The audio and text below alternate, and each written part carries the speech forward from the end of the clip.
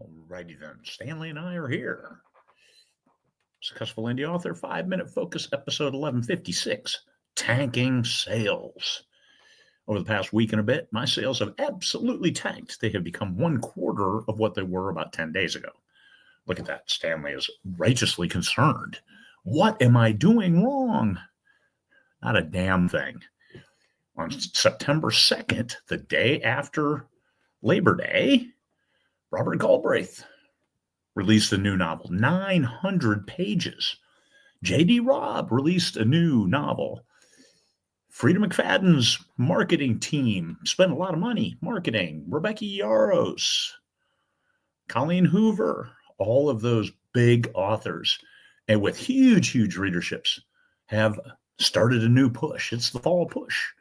So with those investments, you can't compete. I can't compete. All I can do is stay the course. So it doesn't make you a failure. It doesn't make you a complete and utter failure. Oh my God, I've got to quit. I've got to just stop doing what I'm doing. I'm going to go put a sandwich board on and beg. No. All they're doing is the algorithms are being rewickered. Pumpkin spice is in the air and it's messing everything up. But it's not. All it is changing the dynamic of what is visible to the readers. And this isn't a zero-sum game, not one where somebody gets a reader, you don't. No, it's just their attention is pulled aside after Labor Day for this week. I have a huge release next week, September 14th. I've already dumped $2,000 in various ad campaigns. And guess what? I'm not worried about it. I need this money. And this is the challenge of being a full-time author, is that the cyclical nature of sales, you're going to have a dip. And it cannot be life-ending. You have got to not overspend and stay in front saying, oh my God, I've got to make these sales, otherwise I can't pay my bills. Yes, we understand that you got to pay your bills, but you can't overcommit to the point that now I have to make a sale today, otherwise it's doom and gloom. That's why I don't recommend that people go full-time until they're making like 3 times the salary that they make in their day job. But how can I go full-time if I'm already working and that doesn't give me time to write? Yes, those are hard decisions to make. But tanking sales, they make the decision a lot easier, that you have to be able to weather these lows. So what am I going to do? Start some new ads, reach readers in a different way. My direct sales. Now, I have been building my newsletter list over the last almost 10 years. So I've got a fairly robust list with good deliverability. Excuse me. And I have a lot of paperbacks in my garage that I need to get rid of. I deducted off my taxes years ago. So I just need to get rid of those things. And those have been doing very, very well for me lately.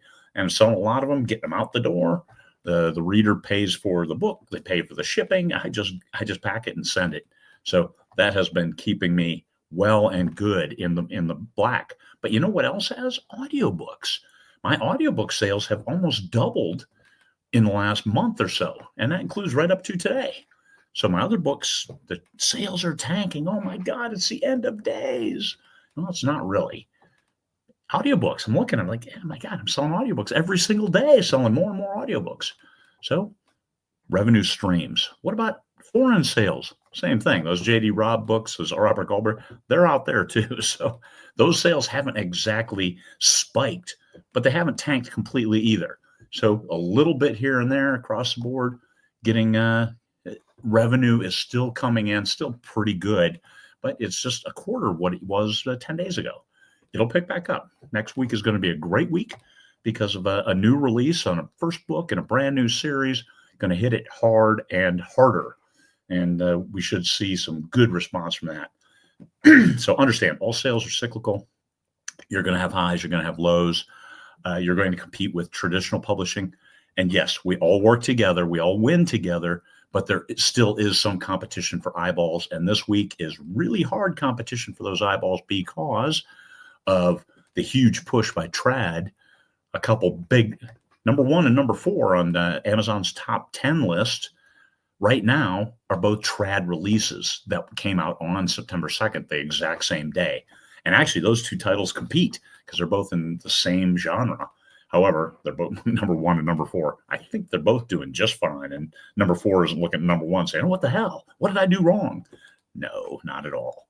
Or the 3 Freedom McFadden titles that are in the top 15 overall. I can't imagine what kind of money that makes with the 3 and 4 or 5 in the top 50. It's good money if you can get it. We can do just fine. We can do great without having that book in the top 10 or in the top 100. If you do, it's all bonus. It's all gravy.